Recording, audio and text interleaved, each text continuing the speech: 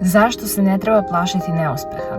Pa zato što je to upravo prilika da počnemo iz početka, ali ovog puta malo pametnije. I generalno kao osoba koja se jako dugo onako bukvalno plašila neuspeha, kao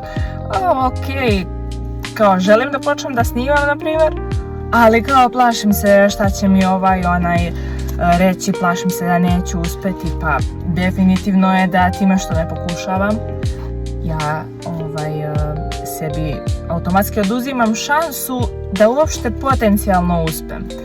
Tako da, razmislite malo o tome jer ja sam tako razmišljala onako duži niz godina i generalno sam se onako dosta kao ne mogu ja ali možete sve, verujte mi. Dakle, samo dobra volja i to vam je apsolutno recept za sve.